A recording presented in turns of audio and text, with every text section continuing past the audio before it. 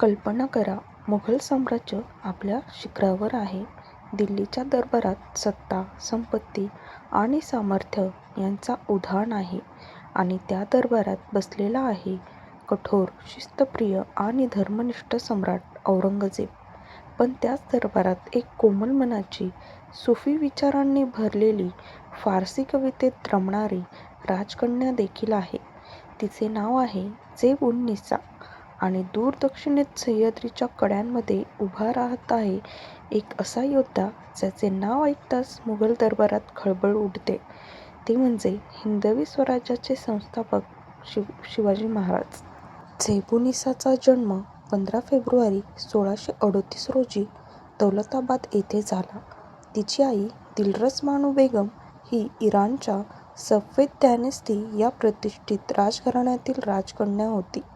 त्यामुळे झेब-उन-निसामध्ये राजेशाही संस्कार, उच्च शिक्षण, साहित्याची आवड आणि सुफी विचारांची गोडी लहानपणापासूनच रुजली होती आणि ती मख्फी या टोपणनावाने कविता लिहित असे, ज्यात प्रेम, अध्यात्म आणि मानवी भावनांची कोमलता दिसून येते. पण त्याच काळात दक्षिणेत घडत होत्या अशा घटना ज्यांनी संपूर्ण भारताचे लक्ष वेधून घेतले होते. 1659 मध्ये अफझल खानाचा वध झाला आणि एका तरुण मराठा राजाने आपल्या बुद्धिमत्ता आणि धैर्याने बलाढ्य शत्रूचा पराभव केला. त्यानंतर 1663 मध्ये पुण्यातील लाल महालात रात्रीच्या अंधारात घडलेला थरारक प्रसंग, जिथे मुघल सरदार शाहिस्तेखान याच्यावर धाड टाकून त्याची बोटे छाटली गेली आणि तो लाजिरवाण्या अवस्थेत परत दरबारात पोहोचला, हे सगळे ऐकून दिल्लीच्या दरबारात एकच चर्चा रंगली, हा शिवाजी नेमका आहे तरी कोण? दरबारात रोज नवनवीन अफवा पसरत होत्या. कोणी म्हणे तो सावल्यांसारखा येतो आणि अदृश्य होतो, कोणी म्हणे त्याला दैवी शक्ती लाभली आहे. आणि या सगळ्यांच्या कथा ऐकत होती झेब-उन-निसा, एक संवेदनशील, काव्यप्रिय आणि विचारशील राजकन्या, जिला शौर्य, स्वाभिमान आणि असामान्य धाडस या गुणांबद्दल नैसर्गिक आकर्षण वाटणे अगदी स्वाभाविक होते. 1666 साली परिस्थितीने एक वेगळे वळण घेतले. राजा जयसिंग यांच्या मध्यस्थीने शिवाजी महाराज आग्रा दरबारात गेले आणि त्या भव्य दरबारात जेव्हा त्यांना कनिष्ठ मनसबदारांच्या रांगेत उभे राहण्यास सांगितले गेले, तेव्हा त्यांनी स्वाभिमानाने ती जागा नाकारली.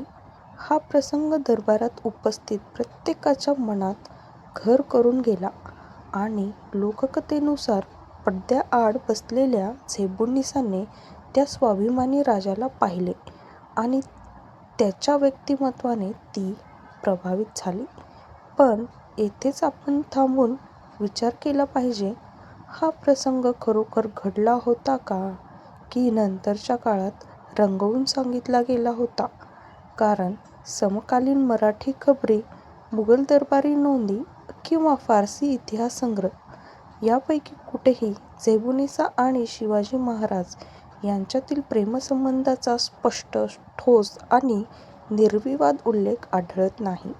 आणि ज्या काही उल्लेखांचा आधार घेतला जातो ते बहुतांश नंतरच्या लेखकांनी लिहिलेले रंगतदार पण पुराव्याविना कथन आहे. हो, झेब-उन-निसा आयुष्यभर अविवाहित राहिली. पण तिच्या अविवाहित राहण्यामागे राजकीय कारणे, दरबारातील सत्तासंघर्ष आणि स्वतः तिच्या स्वभावातील आध्यात्मिक झुकाव ही अनेक कारणे असू शकतात. कारण पुढील काळात तिचे आणि औरंगजेबाचे संबंध ताणले गेले आणि तिला काही काळ नजरकैदेतही ठेवण्यात आले. त्यामुळे तिचे आयुष्य हे केवळ एका अपूर्ण प्रेमकथेपुरते मर्यादित नव्हते, तर ते राजकारण, सत्ता आणि संघर्षाने भरलेले होते. म्हणूनच शिवाजी महाराजांनी सामाजिक, धार्मिक कारणे देत तिचे प्रेम नाकारले. ही कथा ऐकायला जरी प्रभावी आणि भावनिक वाटत असली तरी तिचा ठोस ऐतिहासिक पुरावा उपलब्ध नाही. आणि इतिहासाचा अभ्यास करताना आपल्याला दंतकथा आणि सत्य यामधील फरक ओळखणे अत्यंत महत्त्वाचे आहे. कदाचित ही कथा पुढे आली कारण शिवाजी महाराजांचे व्यक्तिमत्व इतके प्रभावी होते की शत्रूच्या दरबारातही त्यांच्याबद्दल आदर आणि आकर्षण निर्माण झाले होते आणि त्या आदराला रोमॅन्टिक रूप देत लोकांनी एक प्रेमकथा तयार केली जी काळाच्या ओघात लोकप्रिय झाली. म्हणून मित्रांनो, जेव्हा आपण झेबुनिसा आणि शिवाजी महाराज यांची कथा ऐकतो तेव्हा आपण केवळ एक संभाव्य प्रेमकथेची कल्पना करत नाही, तर आपण त्या काळातील राजकारण, सत्ता, शौर्य आणि मानवी भावना यांच्या गुंतागुंतीचा विचार करतो आणि शेवटी हे लक्षात ठेवतो की इतिहास केवळ भावनांनी नव्हे तर पुराव्यांनी लिहिला जातो आणि कदाचित हाच या कथेमागचा खरा संदेश आहे.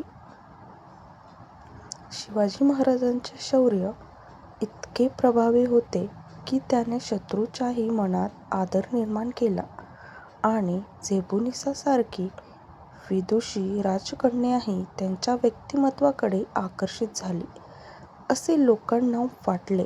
पण सत्य शोधणे आणि ते समजून घेणे ही आपली जबाबदारी आहे. कारण दंतकथा प्रेरणा देतात, पण इतिहास आपल्याला विचार करायला शिकवतो.